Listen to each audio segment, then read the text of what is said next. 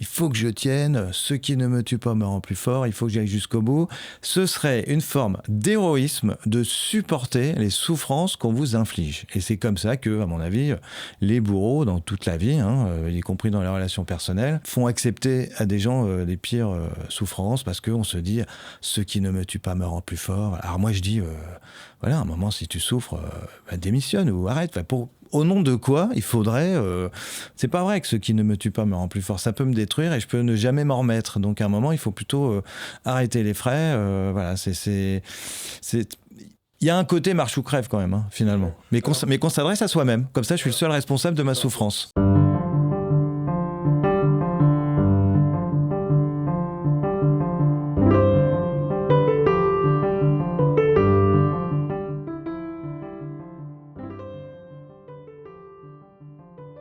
Comment s'orienter? Comment réussir?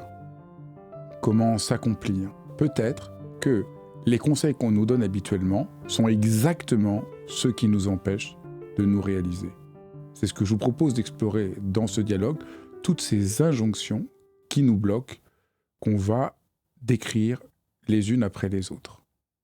Je suis Fabrice Vidal, philosophe, auteur de nombreux livres dont le dernier « Empêcher que le monde ne se défasse », 19 leçons de résistance. Bienvenue dans Dialogue, vous allez voir, c'est passionnant. Bonjour Gilles. Bonjour.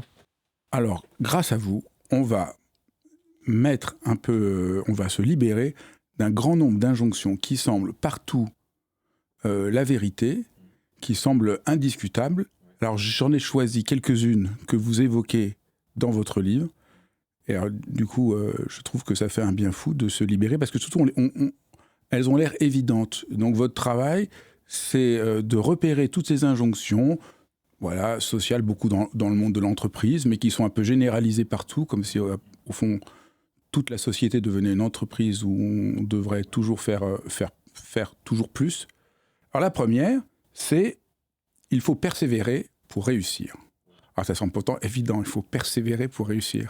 Voilà, alors déjà le fait que ce soit des injonctions, j'en parle beaucoup dans le livre, il y a l'idée que tout ne dépendrait que de ma volonté, voilà. Et puis il faut persévérer pour réussir, de la même manière comme si ça pouvait se décréter, voilà. Alors que ceux qui nous demandent de persévérer sont les premiers, je pense à Steve Jobs par exemple, qui vous disent que bien sûr on peut pas persévérer si on ne trouve pas un certain plaisir, une certaine passion à ce qu'on fait, voilà. Donc l'injonction selon laquelle il faut persévérer, ça demanderait d'abord de s'intéresser un minimum à ce qu'on fait. Et bien sûr, moi par exemple, quand je fais de la philosophie, que j'écris un livre, voire quand je fais des cours, parce que ça peut m'intéresser, bien sûr que je vais persévérer, je vais aller au bout de ce que j'ai commencé à faire, j'ai pas besoin qu'on me le dise, et s'il suffit de dire persévérer, si c'est quelque chose qui m'intéresse pas, voilà. Je pense pas que la persévérance soit une cause de motivation, c'est plutôt une conséquence en fait, parce que ça m'intéresse, parce que ça me plaît, je vais persévérer sans qu'on ait besoin de me le dire, pareil, un peu évident. Et donc du coup, l'injonction persévérer pour réussir, elle ne veut rien dire, oui, mais elle fait beaucoup de dégâts parce qu'on s'en veut. En fait, toutes les injonctions nous culpabilisent, voilà. Parce que si j'ai du mal, j'arrive pas très bien à comprendre telle chose, si j'avais persévéré... Voilà, c'est le domaine du regret. Alors deux choses, d'abord effectivement, il y a cette idée qui consiste à dire, la fameuse phrase à laquelle je me réfère, c'est Steve Jobs, donc il dit « Je suis convaincu que ce qui sépare l'entrepreneur qui réussit de celui qui échoue, c'est pour moitié la pure persévérance ». Alors en plus, avec cette idée de pureté un peu morale, tout ça pour dire que si tu as échoué, c'est de ta faute, et ceux qui ont réussi... C'est uniquement grâce à eux, on va voir que c'est pas si... C'est uniquement grâce à eux. Et la deuxième chose, c'est que, ce que j'essaie de montrer moi dans mon livre, c'est que des fois, il faut au contraire savoir renoncer, s'arrêter, et pas s'obstiner dans des voies qui s'avèrent un peu perdues d'avance, quoi. Alors vous montrez, ça c'est absolument...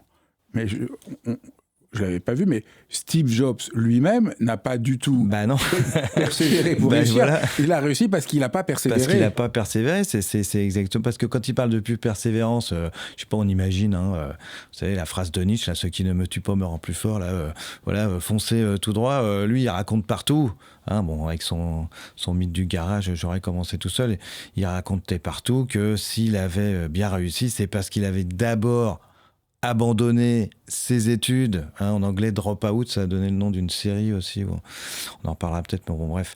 Et il avait donc arrêté ses études parce que ça l'intéressait pas justement, il avait aucune envie de persévérer, parce que c'était suivre d'abord la logique de ses parents et puis finalement les injonctions sociales, voilà. Et donc il a arrêté, il était tout fier de dire qu'il avait remplacé ça par des études qui n'avaient pas l'air très utiles, la calligraphie en particulier, et que finalement c'est ces choses-là qu'il a fait par pure passion, sans aucune stratégie, qui se sont avérées utiles pour plus tard, quand il a commencé à faire de l'informatique. Voilà. Donc en tout cas, c'est le premier qui nous montre que la pure persévérance, c'est pas du tout le secret de la réussite. Le secret de la réussite, et encore déjà la réussite, je sais pas si c'est une bonne idée de définir le but de la vie comme la réussite, mais si on cherche le secret, c'est plutôt de savoir quand on peut ou on doit persévérer ou quand il faut s'arrêter. Voilà, ça me paraît plus... si on veut une injonction, c'est plutôt ça. Est-ce que tu es sûr que tu veux continuer? Voilà, should I stay or should I go? Je continue ou j'arrête? Voilà, c'est les questions que tout le monde doit se poser. Mais persévérer comme ça, tout droit, voilà, comme je le dis, vous connaissez les termes. On parle dans le domaine médical, on parle d'acharnement thérapeutique, par exemple. Voilà, on parle d'obstination. Et puis bon, je cite évidemment dans le livre le fameux l'erreur est humaine, persévérer dans l'erreur, c'est diabolique. Voilà, donc tout le monde a compris que c'était pas la règle. Vous avez cité une autre phrase, celle qui vient de Nietzsche, donc là on est quand même, c'est encore plus sérieux que Steve Jobs. Attention, mais la philosophie. mais ce qui ne me tue pas me rend plus fort. Et là vous montrez non. Alors voilà, moi elle me plaît pas beaucoup cette phrase en fait. Alors pour ceux qui connaissent Nietzsche, s'attaque à ce qu'il appelle la morale des esclaves, c'est-à-dire la morale qui nous incite à obéir à tout, et donc le « ce qui ne me tue pas me rend plus fort ». C'est vrai que chez pas mal de gens, chez beaucoup de gens, il y a un côté, ce sont les épreuves, les douleurs qui nous construisent, qui nous renforcent, et finalement... Ce qui est pas tout à fait le sens, on verra, c'est pas tout à fait le sens chez Nietzsche. Voilà. Parce que le pauvre Nietzsche, cette phrase, elle a plus de sens que ce qu'on en a fait, qu'on voit partout, et qui devient un peu un slogan du management et tout ça. Voilà. Et moi, justement, par rapport au management, je trouve ça assez toxique comme phrase, parce que de même qu'on disait que ça permettait de culpabiliser les gens qui échouent, là c'est pareil, c'est pour moi, mal comprise en tout cas, tel que se l'approprient les gens en tant qu'injonction, c'est plutôt une invitation à supporter tout et n'importe quoi. Voilà, ce qui ne me tue pas me rend plus fort, parce que je prends l'exemple je raconte pas mal dans le livre, je raconte entre plusieurs philosophes, je raconte souvent des exemples de la vie quotidienne que tout le monde peut vivre au travail, dans la vie privée. Et j'avais un copain qui m'avait raconté qu'en tant que prof d'espagnol, il avait remplacé un collègue qui était en arrêt maladie, burn-out, voilà. Et il avait ouvert son casier, et sur le casier, le prof qui était parti en arrêt maladie avait écrit un petit mot à lui-même, une auto-injonction, c'était « Si tu démissionnes, ils ont gagné ». Voilà, donc il devait parler de ses élèves qui étaient trop durs. Et donc, il y a cette idée que il faut que je tienne, ce qui ne me tue pas me rend plus fort, il faut que j'aille jusqu'au bout. Ce serait une forme d'héroïsme de supporter les souffrances qu'on vous inflige. Et c'est comme ça que, à mon avis, les bourreaux, dans toute la vie, y compris dans les relations personnelles, font accepter à des gens les pires souffrances, parce qu'on se dit « ce qui ne me tue pas me rend plus fort ». Alors moi je dis, voilà, à un moment si tu souffres, démissionne ou arrête. Au nom de quoi il faudrait avoir cette phrase mal comprise effectivement dans la tête. Moi comme je dis, ce qui ne me tue pas me rend plus fort, parce qu'il me tue déjà, voilà. Et puis je suis pas certain que ça me rende plus forte. Voilà, je pense que ce qui ne me tue pas, des fois, peut me faire souffrir, peut me rendre plus mal. J'ai fait un chapitre là, ce qui ne me tue pas me rend plus mal, peut me détruire. Voilà. Je parle aussi d'une athlète, Simone Biles, aux Jeux Olympiques, pareil, qui a été jusqu'au burn-out pour arrêter. Donc, c'est pas vrai que ce qui ne me tue pas me rend plus fort. Ça peut me détruire et je peux ne jamais m'en remettre. Donc, à un moment, il faut plutôt arrêter les frais. Voilà, il y a un côté marche ou crève quand même, finalement. Mais qu'on s'adresse à soi-même. Comme ça, voilà, je suis seul responsable de ma souffrance. C'est marche ou crève. Alors que chez Nietzsche, comme on va le dire quand même, c'est plutôt invité à risquer quelque chose de sa vie et ne pas être dans le dernier homme, chercher le confort à tout prix qui anesthésie. Donc lui, il voulait juste dire, au lieu de me plaindre sans arrêt, par exemple, de la souffrance qu'il avait lui-même physique et de ses maux de tête, il essayait de montrer qu'on n'est pas obligé de rejeter tout ce qui est négatif, mais ça n'avait pas du tout ce sens marche ou crève. C'est plutôt un encouragement pour qu'il arrive à rester philosophe malgré la douleur. Oui, et puis lui, c'est plus un message. C'est un jeu. Hein. Ce qui ne me tue pas me rend plus fort. Donc c'est déjà plus un message qu'on s'adresse à soi-même. Et c'est pas je suis corvéable, merci par tout le monde. Et puis bon, effectivement, Nietzsche, quand il parle des combats, quand il parle de lutte, c'est souvent finalement intellectuel. Enfin voilà, quand on parle des forts et des faibles chez Nietzsche, il y a beaucoup de contresens parce qu'on pense que l'effort c'est un peu c'est encore très mal compris. Lui parle plutôt de force psychologique, intellectuelle, de débat. Voilà, il a beaucoup d'admiration, par exemple, pour Blaise Pascal, parce qu'il était radical dans ses positions. Enfin voilà, et le combat dont il parle, c'est plutôt des combats intellectuels. Et puis pour lui, les forces, ce sont des créateurs. Shakespeare, Pascal, c'est des gens qui inventent, c'est des artistes. Voilà, c'est pas du tout des guerriers. Oui, me rend plus fort, c'est aussi me rend plus créatif. Voilà, créateur. Exactement. Oui, d'un seul coup, la phrase change complètement. C'est pas marche ou crève, hein, c'est clair. Va au bout de tes rêves. Voilà. Va au bout de terre. Alors bon, voilà, c'est ce qu'on entend souvent de la part de gens qui, comme j'en avais parlé dans un autre livre sur le mérite, ont déjà pas mal été aidés au départ. Et puis, comment réussir dans la vie ? Je sais pas. Je vais au bout de mes rêves. Croire en ses rêves, persévérer. Alors, croire en ses rêves, bon, voilà, moi, ce que j'explique beaucoup dans le livre, dans un deuxième temps, comme je parle du choix de renoncer ou persévérer, c'est que le problème, c'est quand on parle de ses rêves, on en parlait tout à l'heure, c'est de savoir si ce sont bien les miens. Voilà. Tes rêves, est-ce que ce sont bien les tiens ? Est-ce que c'est pas ceux de tes parents ? On parlait de Steve Jobs qui a finalement tu feras médecin ou tu feras je sais pas quoi. Voilà, donc croire en ses rêves. Enfin, si c'est les miens, j'y crois bien sûr. D'abord. Mais souvent c'est pas les nôtres, c'est ceux de la famille. Voilà. Après c'est ceux de la société. Voilà. Donc plein d'injonctions. Et du reste, moi j'ai toujours frappé quand on demande aux gens comme ça. De quoi tu rêves ? Les gens disent toujours la même chose. Je voudrais voyager. C'est quelque chose de très abstrait. Alors les étudiants, j'avais fait des cours à l'école de management à Strasbourg, et quand je leur demande ce qu'ils feraient, s'ils pouvaient faire un peu ce qu'ils veulent, c'est toujours voyager, être avec ses amis. Voilà, c'est pas très. Donc c'est pas vraiment des vrais rêves. Voilà, et puis encore une fois, croire en ses rêves. Mais ces injonctions, c'est-à-dire. Vous en parliez dès le début, c'est des injonctions faites à des choses qui ne peuvent pas se décréter. Enfin voilà, croire en ses rêves, c'est comme soyez fou.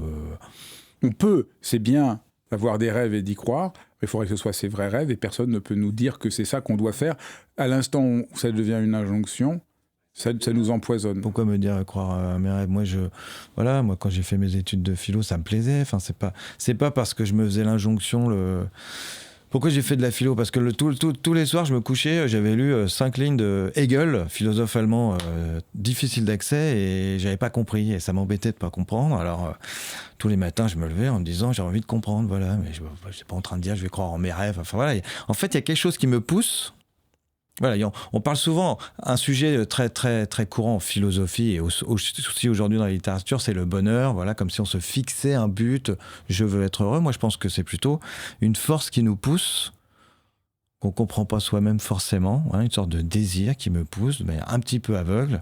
Moi, je sais que quand j'écris, par exemple, de la philosophie, je ne suis pas en train de me dire je fais ça pour réaliser mes rêves ou pour être heureux, mais il y a quelque chose qui me pousse à le faire, voilà, et que si je ne le faisais pas, je souffrirais. Alors, je souffre quand j'écris, mais je souffrirais encore plus à ne pas le faire, par exemple. Voilà.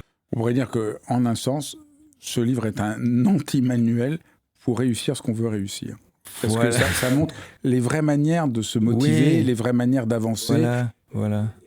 Alors, les vraies manières, puisqu'on parle des rêves qui sont ou pas les miens, je fais pas mal de références à la pop culture, notamment à l'écriture des scénarios hollywoodiens. Voilà. Alors, ceux qui ont écrit des scénarios un peu connaissent ça. C'est les termes en anglais, le need et le want. Donc, le need, c'est le besoin, c'est un peu ce désir profond dont je parlais.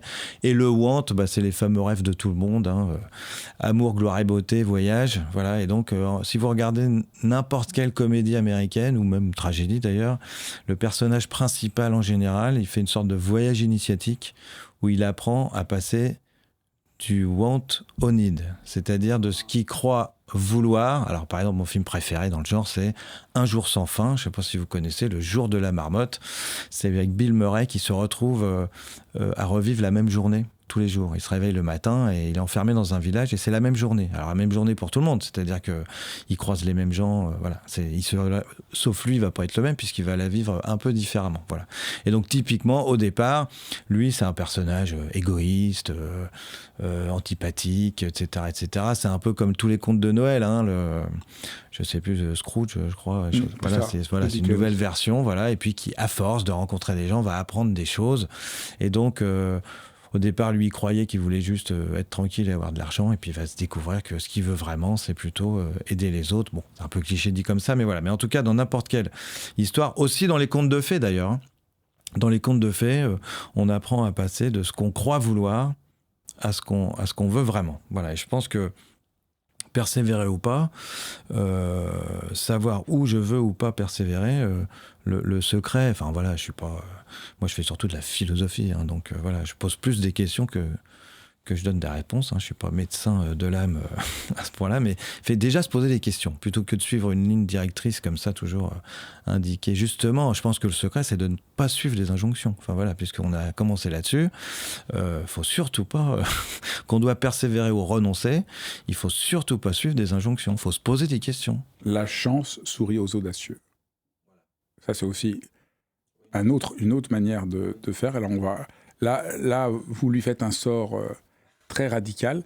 La chance sourit aux audacieux. Ben là aussi, avant de vous lire, on dit ben oui, bien sûr, la chance sourit aux audacieux. Celui qui reste dans son canapé, il fera jamais rien. Donc c'est quand même l'évidence. La chance sourit aux audacieux. Et alors vous montrez que non. Bah, je montre que déjà, si on prend des proverbes, vous trouverez toujours le proverbe contraire. Voilà. Donc prudence est mère de sûreté. Enfin, vous trouverez tous les proverbes qui disent exactement le contraire. Hein. Point trop n'en faut, enfin, j'en sais rien. Qui va piano va sano. Hein. Hein, bah, voilà, c'est dit exactement le contraire. De toute façon, vous trouvez toujours le proverbe contraire. Donc, vous prenez le proverbe que vous voulez, vous aurez toujours une solution. Et puis, oui, la chance sourit aux audacieux. Alors, ça, c'est très intéressant parce que les philosophes en ont beaucoup parlé. Le rapport, on est encore sur cette idée de... On revient sur cette idée de mérite dont je parlais dans un livre précédent. La chance sourit aux audacieux, ça veut dire fais ce que tu dois, fais ce que tu as à faire, et normalement, tu seras récompensé. Tu seras récompensé par je ne sais pas quelle force surnaturelle. Voilà. Alors c'est Kant, philosophe allemand, qui en parlait comme ça, qui disait que on n'a pas toujours ce qu'on mérite dans la vie et que pour croire que l'effort sera récompensé, il dit c'est pas parce qu'on est quelqu'un de bien qu'on va être heureux. Voilà, il disait ça. Il dit les philosophes de l'Antiquité pensaient que la vertu, la morale, faire les choses comme il faut, ça amenait forcément à obtenir ce qu'on voulait. Mais il y a toujours une part de chance. J'évoque beaucoup dans ce livre-là Machiavel, hein, qui justement distingue entre la vertu, le mérite, fais ce que tu dois faire, tout ce qui relève du mérite personnel, hein, mes efforts, mon travail, et puis la fortune, la fortuna en italien, la chance, quoi, voilà. Et à partir du moment où vous avez ne serait-ce que 0,1% de chance qui rentre en ligne de compte, ça veut dire que vous êtes jamais assuré d'obtenir ce que vous vouliez. Alors ça, c'est une des leçons des philosophes de l'Antiquité en particulier, et Machiavel à leur suite, hein, pourquoi pas. Alors chez eux, le secret du bonheur, c'est justement de ne pas s'attendre forcément à être récompensé de... Non, c'est au contraire savoir que la chance ne vient pas justement aux audacieux, elle vient parfois aux crétins et aux malveillants, et que parfois les gens audacieux n'ont pas de chance, et du coup... Ils doivent être heureux seulement de ce qui dépend d'eux. Hein. Ça, c'est les stoïciens. Il y a un chapitre que j'aime beaucoup chez Épictète dans le manuel, hein, que tout le monde peut lire. Hein. C'est la version, c'est le résumé des entretiens d'Épictète où il dit tu veux vaincre aux Jeux Olympiques, moi aussi, par Dieu. Alors c'est marrant, quand on lit, on imagine le ton. Hein. Alors il dit, qu'est-ce que ça veut dire aller aux Jeux Olympiques ? Je parlais de Simone Biles, hein, qui a renoncé en plein milieu, parce qu'elle préférait ça plutôt que d'avoir un burn-out. Et alors il dit, Épictète, alors si tu es prêt à mordre la poussière, faire des entraînements très difficiles, faire tout ce que tu dois faire pour gagner, et à la fin être vaincu, alors vas-y. Si ce que tu veux, c'est faire tout ce qu'il y a à faire pour gagner, et à la fin être vaincu, vas-y, c'est que t'es fait pour ça. En revanche, si tout ce que tu veux, c'est une médaille, laisse tomber. Parce que ça, c'est le seul truc dont t'es pas sûr que tu vas l'obtenir à la fin. Voilà, donc il faut vouloir ce qui ne dépend que de moi. Ça, c'est leur solution à eux pour pas être trop malheureux. Même si moi, je choisirais pas cette solution, Ouais. mais parce que je suis pas du tout stoïcien. Moi, j'ai un peu du mal aussi. Mais là, parce que vous quand même, un des axes, et là plutôt de Machiavel, c'est d'être ouvert à la chance. La chance, ça ne demande pas d'être audacieux.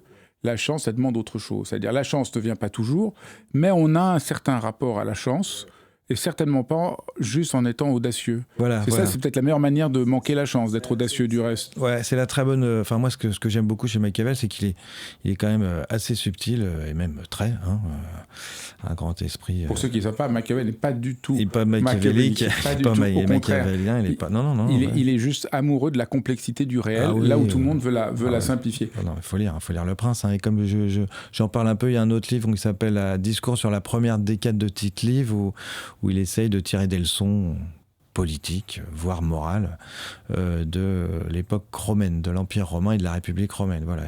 Et on voit plus un peu le côté démocrate. Mais effectivement, Machiavel, un peu à la manière de Steve Jobs, c'est marrant, il dit à peu près la même formule. Il dit, dans la vie, pour réussir, il y a moitié du mérite personnel ou de la persévérance, comme dirait Steve Jobs, il y a moitié de la chance. Voilà. Et on pourrait croire au début, et il insiste beaucoup en fait sur le fait que ceux qui réussissent, alors lui il parle plutôt de conquête politique, voire militaire. Bon, son modèle c'est quand même César Borgia, qui est un peu le boucher de Bologne. Enfin bon bref, qui est pas un modèle de morale, mais voilà.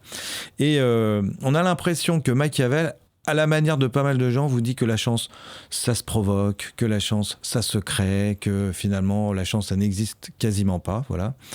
Mais finalement, quand on gratte, il finit par dire qu'il y a des situations dans lesquelles la chance, c'est de la chance. Son modèle de César Borgia, par exemple, dit que César Borgia, quand il s'agissait de conquérir le pouvoir, a fait tout ce qu'il fallait faire à ce moment-là, voilà. Il parle même du kairos Machiavel, c'est-à-dire du temps opportun, parce qu'il y a des choses qu'on doit faire à certains moments et pas à d'autres, qui sont très... Il faut tenir compte du temps opportun, ça remonte à Aristote, qui en parlait en particulier. Et donc il a dit, César Borgia, il a fait vraiment tout ce qu'il fait, c'était un modèle. Enfin, si quelqu'un devait faire les choses, il fallait refaire exactement ce qu'il a fait. Mais il a vraiment pas eu de chance, il a cumulé, puisque lui est tombé malade, son père est mort, et je ne sais plus quelle troisième calamité lui est tombée sur la tête. Donc malgré tous ses efforts, il a finalement échoué. Et des fois, il vaut mieux pour réussir. Alors dans mon livre, je cite cette phrase, puisqu'on parlait de Rome, que j'aime beaucoup, moi, que j'ai tiré de Gladiator, le film, qui commence quasiment par cette phrase: les hommes devraient savoir quand ils sont vaincus. Voilà. Et Machiavel dit quand même beaucoup ça, quoi. À un moment, alors, savoir quand on est vaincu pour pas perdre, voilà, pour pas à la fin être perdu. Enfin, à un moment, tu vas perdre du temps, tu vas perdre de l'argent, tu vas perdre des efforts, tu vas perdre voire de ta vie. Donc là, à un moment, faut arrêter, quoi. C'est pas possible. Vous savez, dans le genre phrase toute faite, il y a parce qu'ils ne savaient pas que c'était impossible, ils l'ont fait. Et donc Machiavel dirait presque, des fois, il faudrait savoir que c'est impossible. Enfin, puis il faut arrêter d'essayer de le faire, quoi.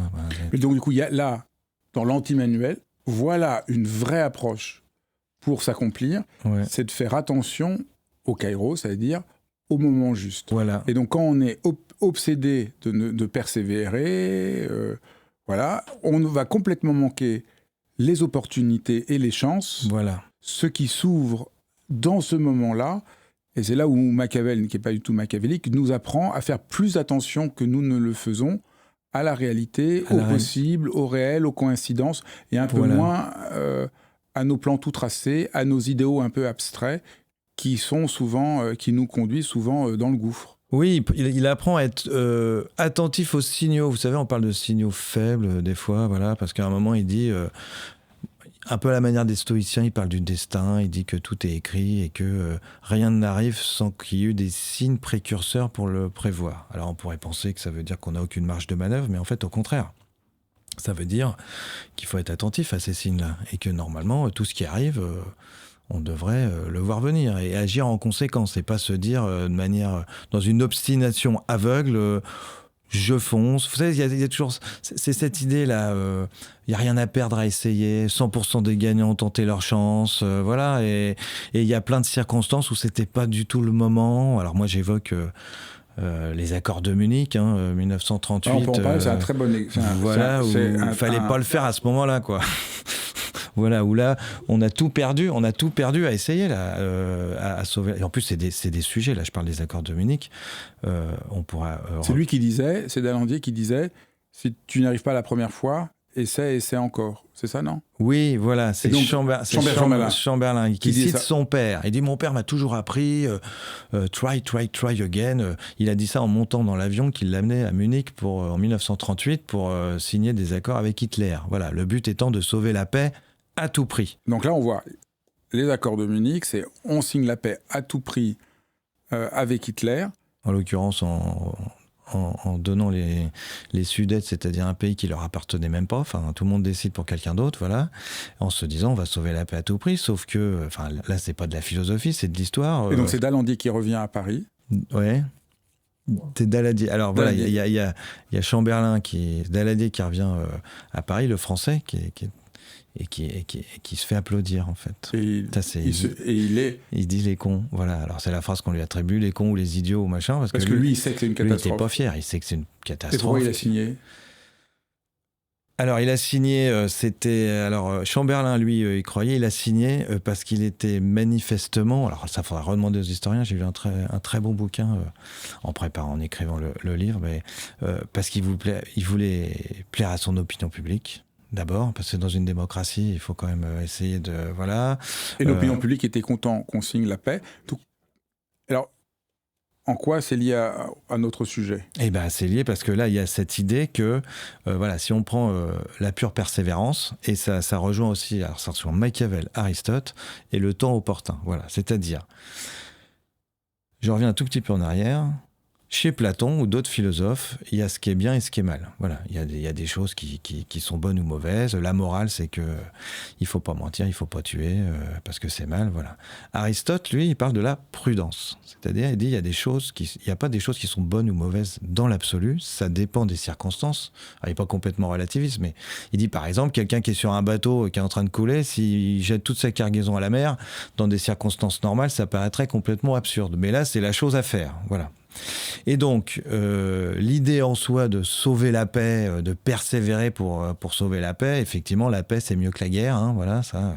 Donc, la guerre, c'est moche, la guerre, ça tue, les cheveux sur la tête, ça pousse, dormir, ça repose, et la pluie, ça mouille. Bon, voilà, il y a des choses comme ça qui sont un peu évidentes. Sauf que là, c'était trop tôt ou trop tard. Voilà, c'était pour sauver la paix, parce que là, tout ce que ça a eu comme conséquence, c'est que ça a permis à donner à Hitler un peu plus de temps pour renforcer son armée. Voilà. 10 ans avant, il y avait eu un autre traité de Locarno, je crois, qui a été mal suivi. En fait, il l'avait signé, mais il l'avait mal appliqué. C'était assez tôt, voilà, à l'époque où, par exemple, l'Allemagne n'avait pas encore refait ses forces, etc. C'était tout à fait le moment pour essayer de sauver la paix. Plus tard, pourquoi pas. Mais là, c'était plus le moment. On est vraiment dans le temps opportun ou pas.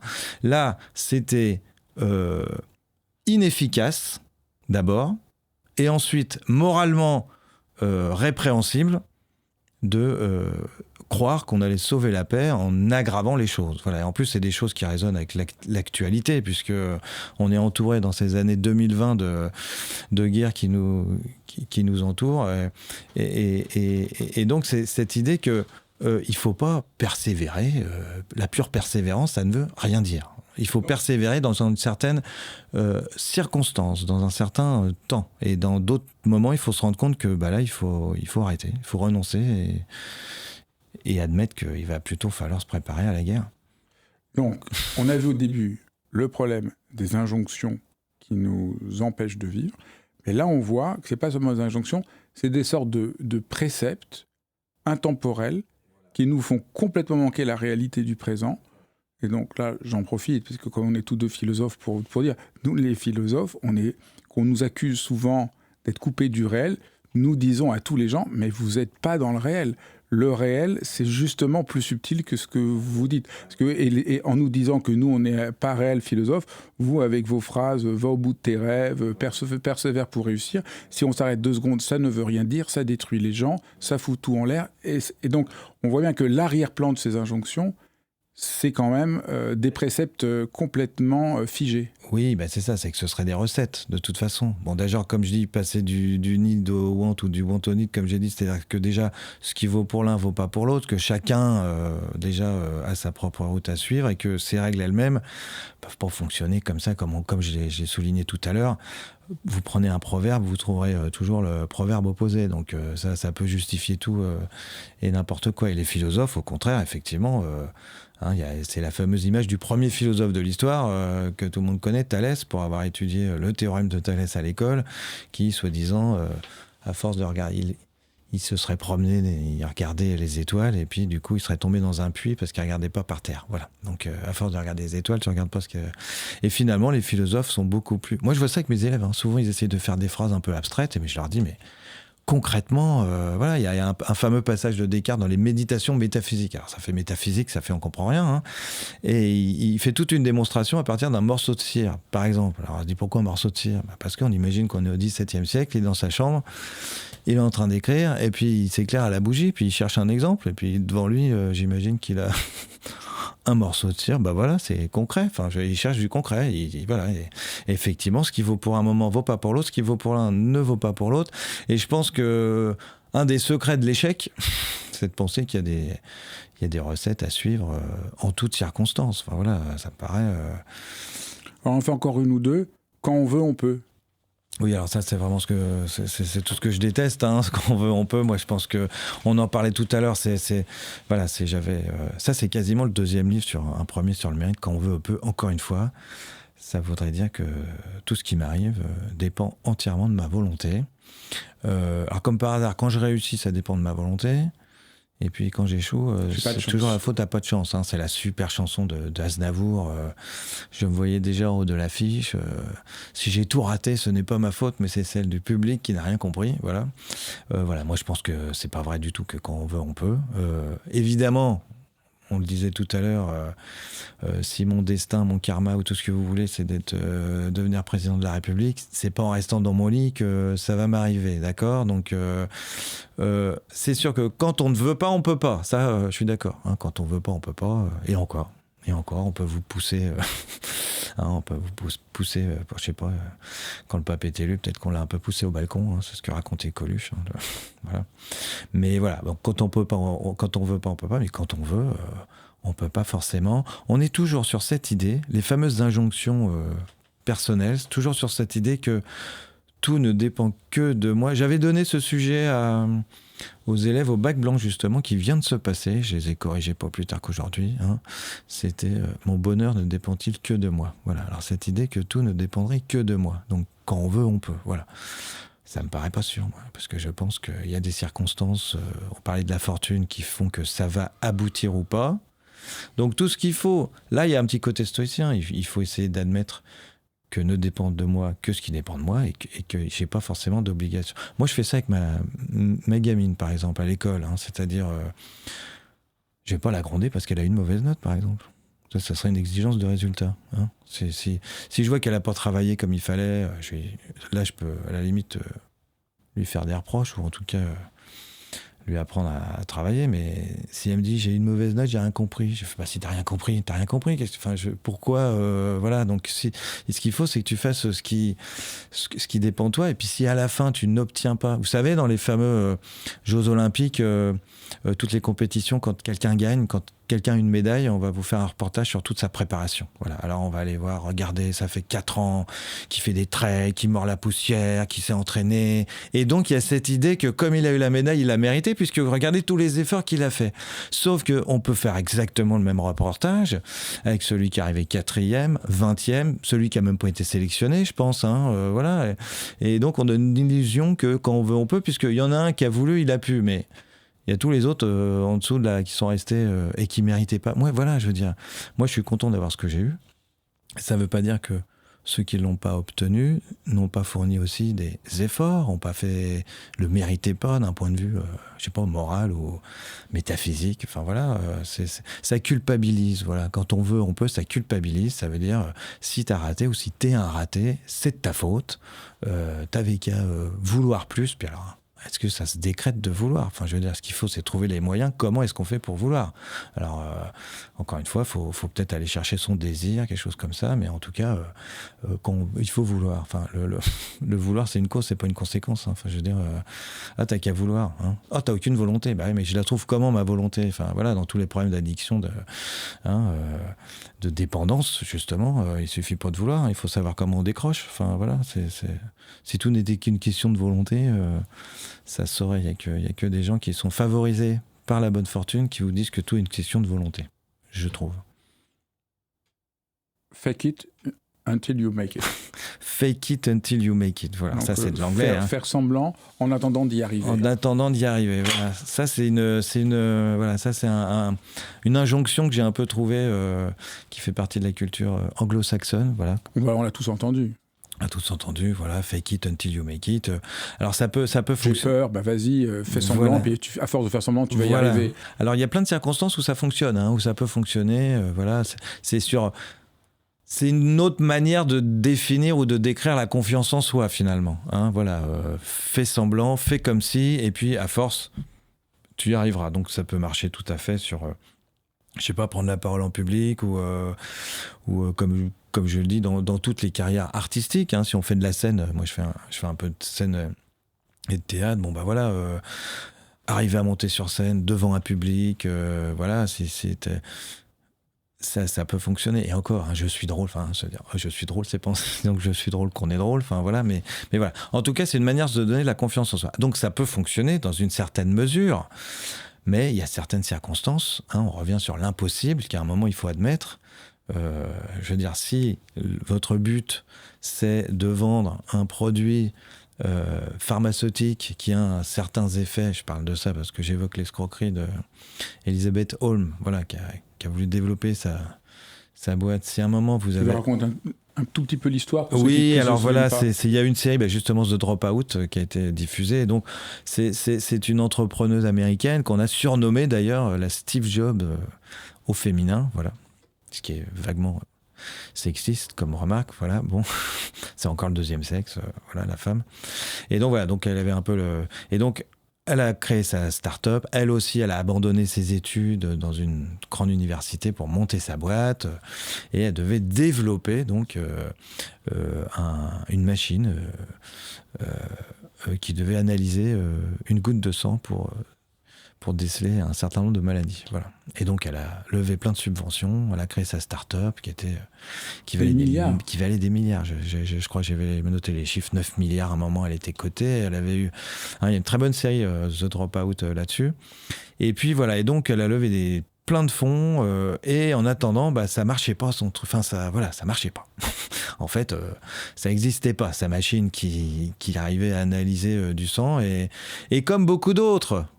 c'était moi j'y crois. Donc elle était très forte pour reprendre toutes ces formules. Voilà, donc pour dire je vais changer le monde. Voilà, toutes ces formules-là, on a montré, ça ne vous aidera pas à réussir, mais si vous voulez tromper les gens, vous pouvez les envoyer, parce que comme c'est l'air du temps, donc dites, ce qu'elle disait dans les, moi je vais au bout de mes rêves. Voilà. On m'en veut parce que je vais changer le monde. Enfin, c'était les formules, elle plaquait les formules d'autres entrepreneurs.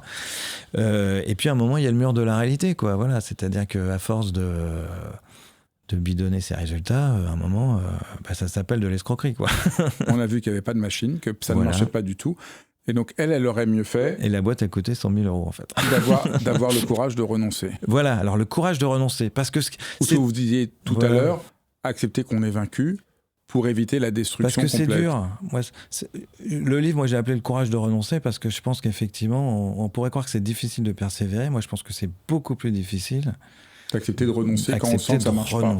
Et appeler les gens, là, pour leur dire, écoute, en fait, ça va pas le faire. Je parle aussi des vies de couple, renoncer à la porte de l'hôtel avant le mariage, se rendre compte qu'en fait, on n'est pas en train de faire quelque chose qu'on veut vraiment, en fait, voilà, et on va le faire parce que le traiteur, parce que les invités, parce que la famille, parce que plein de choses. Donc, tes rêves, est-ce que c'est bien pour toi en train de le faire. Alors on a un peu peur du regard des autres, d'être jugé. Souvent c'est ça qui nous arrête. On a peur d'être jugé, alors on se dit qu'on doit persévérer pour d'être quelqu'un de bien. Donc en fait on ne veut pas persévérer pour toutes les raisons qu'on dit, parce qu'on veut réussir dessous, mais en réalité, parce qu'on a peur. Parce qu'on a peur du jugement des autres. Et comment on fait pour avoir moins peur du jugement des autres ? Eh ben, on essaye de... C'est pas facile. Je pense que c'est pas facile. J'ai fait tout un chapitre là-dessus sur l'enfer, c'est les autres. En fait, il y a une question qui se pose. C'est de ça. Déjà, il y a une question qui se pose. Je ne voudrais pas faire trop long, mais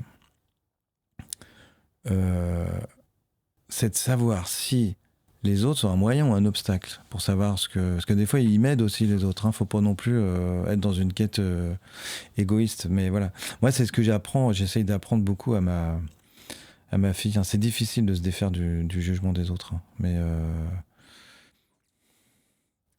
on retombe sur les injonctions, en fait. Voilà. Mais moi, je suis un peu désespéré. L'autre jour, elle était... je parle de ma fille, toujours. Alors, elle s'était fait un chignon. Je dis, oh, t'es bien, t'es super, bah, vas-y. Ah non. Je lui dis, bah, va à l'école comme ça. Oh non, je vais être jugé. J'ai peur du jugement des autres. Alors, je pense que déjà, l'éducation des enfants, ça peut être pas mal pour leur apprendre assez tôt à... Ce que je comprends pas, c'est que dès qu'on va voir un film ou une série, le discours est toujours, il ne faut pas rentrer dans les cases.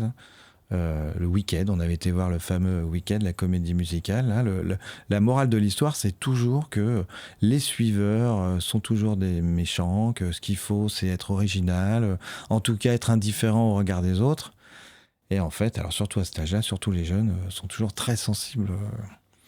Voilà, je pense que alors là, je parle d'Emerson dans le livre,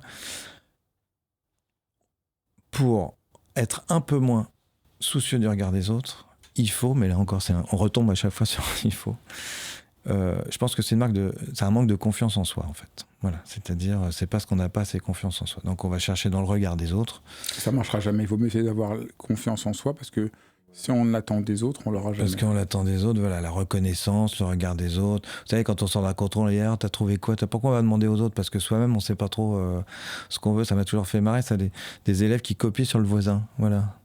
Une fois, j'en avais pris un. J'ai dit, pourquoi tu penses qu'il est meilleur que toi, en fait ? C'est ça ? Tu penses que la réponse que t'as pas, lui, il l'a ? Et et s'il est mauvais, tu fais comment, toi ? Tu vas recopier sa mauvaise réponse ? Fais-toi un peu confiance. Enfin, voilà, fais-toi un peu confiance. Surtout pour la philo. Pour les maths, bon, peut-être on peut copier. Voilà, pour la philo, tout le monde commence. Voilà. Donc, peu de chance que... Voilà. Alors, comment avoir confiance en soi ? Il faut se connaître. Enfin, on retombe un peu là-dessus. Hein. Enfin, voilà. Je pense que, bon, c'est une bonne conclusion quand même. C'est pour ça que la philosophie donne pas de réponse toute faite. Hein. Encore une fois, moi, je suis pas... voilà, mais la fameuse phrase inscrite au fronton du temple de Delphes, hein, c'est Thalès, justement, qui avait écrit ça avec ses copains, hein, les 7 sages. Connais-toi toi-même. Enfin voilà, je pense que c'est quand même se connaître pour savoir un peu mieux ce qu'on veut, faire moins dépendre du regard des autres. Au fond, c'est ça. C'est parce que je me connais que je peux avoir le courage de renoncer. Et je renonce pas parce que je ne me connais pas. Oui, mais il y a des fois, c'est l'inverse. Il y a des fois, on a un peu la boule au ventre, on sent que là, c'est difficile. Et là, au contraire, il faudrait quand même réussir à poursuivre, parce qu'au fond, c'est juste la peur qui nous donnerait envie de renoncer. Oui. Alors, comment on peut savoir ? Savoir ? Il faut se demander un peu ce qu'on fait là, en fait, je pense. Parce que moi, ça m'arrive toujours quand je rentre sur scène. À chaque fois, je suis dans les coulisses, recroquevillé comme un nouveau-né, en me demandant... on a envie de vomir, de partir, de mourir. Je me demande pourquoi je me suis... quelle étire faire dans cette galère, voilà. Et donc, il faut se demander pour quelle raison on le fait, en fait, je pense. Voilà. C'est-à-dire, à l'inverse, effectivement, c'est pas la souffrance, c'est pas parce que c'est difficile qu'il faut arrêter. Ça, c'est le renoncement qui me paraît pas bon, quoi. Voilà, c'est pas la peur. La peur est pas bonne conseillère. Enfin, me semble-t-il. Je pense que c'est-à-dire, si on renonce ou qu'on persévère par peur, je pense que dans les deux cas, c'est pas une bonne raison. Voilà. Et donc, de la même manière, renoncer parce qu'on a peur, ça me paraît pas non plus une bonne raison. Mais il faut renoncer, au contraire, parce que ça fait presque plaisir. Enfin voilà. En tout cas, je pense que s'il y a un conseil, enfin voilà, encore une fois, je suis pas gourou, je fais de la philosophie, mais J'avais appris quelque part que, ça c'est un truc de psy plutôt, qu'il n'y a que 8% des peurs qui étaient utiles, et donc 92% qui étaient imaginaires, illusoires et inutiles, et limitantes. Voilà. Et qu'en fait, voilà. Et c'est une phrase que moi, alors, j'ai peu de phrases comme ça mantra, mais c'est une phrase que j'avais lue chez un maître zen, Taizen Deshimaru, qui a popularisé le zen en France. J'en avais parlé quand j'avais fait un livre sur Star Wars, et qui dit « Il n'y a aucune raison d'avoir peur, les gens qui ont peur sont trop égoïstes ». Alors c'est assez étonnant de lier la peur à l'égoïsme, voilà. Et je me suis dit, c'est vrai qu'il y a un rapport, voilà, parce qu'on a peur de, voilà. Et si vous réfléchissez, je me suis dit, dans la vie en général, de quoi on a peur en fait ? C'est ce dont on parlait tout à l'heure. En fait, on a surtout peur de l'image qu'on renvoie, on a surtout peur du regard des autres, voilà. Moi, le premier livre que j'ai écrit, j'avais peur de frapper à la porte de l'éditeur. Il m'avait envoyé une lettre de refus, à peu près, en me disant, n'hésitez pas à venir nous voir, mais en me disant, on va pas pouvoir vous éditer. Je me suis dit, c'était un peu ambigu comme message. Donc j'ai pris mon petit bus, j'y suis allé, j'ai tapé à la porte, je me suis retrouvé devant 5-6 personnes qui ne m'attendaient pas du tout. Voilà. Et puis je me dis, qu'est-ce que j'ai à perdre en fait ? C'est ça, qu'est-ce que j'ai à perdre ? C'est un peu la question. Et de quoi j'ai peur ? Alors j'ai peur de donner une mauvaise image de moi devant des gens que je ne reverrai plus jamais de ma vie, si ça se passe mal. Voilà, je pense que... Et finalement, ce dont on a peur, c'est de l'image qu'on donne aux autres. Il y a un côté, c'est pour ça que les gens qui ont peur sont trop égoïstes. Ils ont juste peur de donner une mauvaise image, de leur propre image. C'est assez égocentré, voilà. Et c'est assez étonnant de lier finalement l'absence de peur à la générosité. Voilà. C'est-à-dire, si j'arrête de me regarder le nombril, et si je pense un peu plus aux autres, j'aurais moins peur de faire les choses. Voilà. Et je pense que ne pas s'arrêter à la peur, ça me paraît être un bon moyen de distinguer entre persévérer ou pas. Voilà.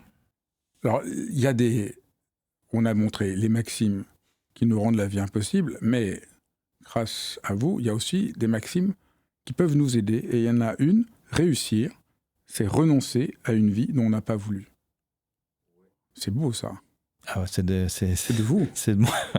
Réussir, c'est renoncer à une vie ouais. dont on n'a pas voulu. Moi, je trouve que ça dit poser. Voilà, oui, le courage de renoncer, oui. Mais l'autre côté, c'est si vous voulez réussir, c'est renoncer à une vie dont on n'a pas voulu. Oui, parce et qu'on c'est ça, au travaille, fond. voilà. Donc, en fait, votre livre donne plein de courage, parce qu'il montre, mais qu'en fait, le courage, c'est plus facile qu'on ne le croit. En fait, on pourrait dire aussi une autre manière de parler de votre livre, c'est que toutes ces injonctions, va au bout de en fait, on sait très bien qu'on ne va pas y arriver. Ça ne veut rien dire, donc au fond, ça nous tétanise. Par contre, réussir, c'est renoncer à une vie dont on n'a pas voulu. Et donc, on est obligé de choisir, est-ce que c'est ça que je veux, est-ce que c'est ça que je ne veux pas ? Je suis renvoyé quand même un peu à ma capacité de jugement. Ça, c'est au fond beaucoup plus humain et plus facile. Voilà, qu'est-ce que je veux vraiment ? Voilà, je pense qu'encore une fois, le problème, c'est que le terme de renoncer, il est un peu trop péjoratif. On a l'impression que de renoncer, c'est abandonner, c'est un signe de lâcheté, de découragement, alors que voilà, moi je pense que la vraie lâcheté, c'est de ne pas prendre de décision. Voilà. Et souvent, c'est ce que j'essaie de souligner, c'est qu'on persévère, ou plutôt on continue dans un chemin juste parce qu'on ne prend pas de décision, en fait. Il est urgent d'attendre, encore une formule toute faite, et voilà, alors que renoncer...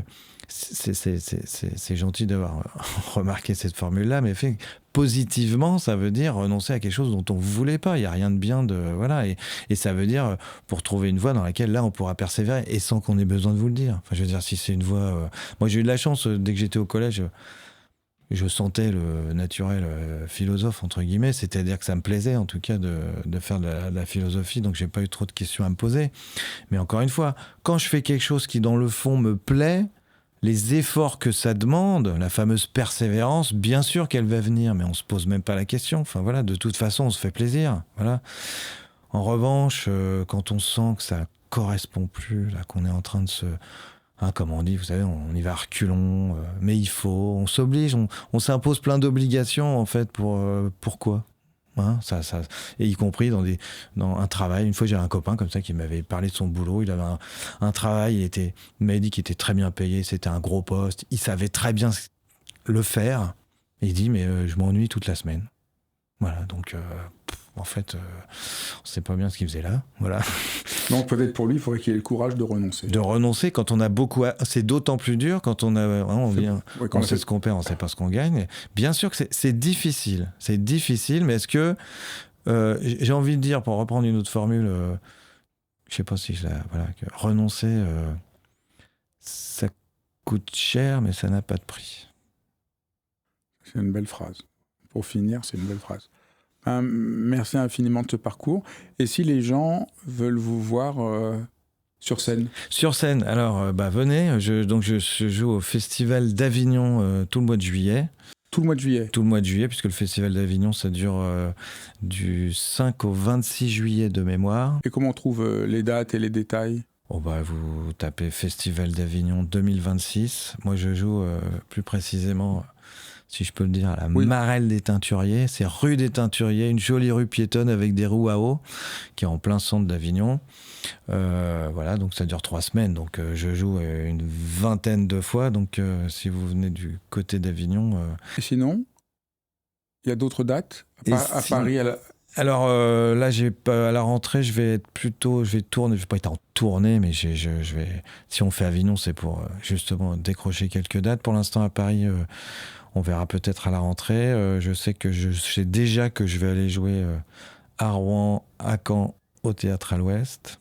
Je joue dans le Loir-et-Cher aussi. Enfin, bon, donc voilà, donc les gens qui nous écoutent auront plein de chances de pouvoir je suis un peu partout sur les réseaux.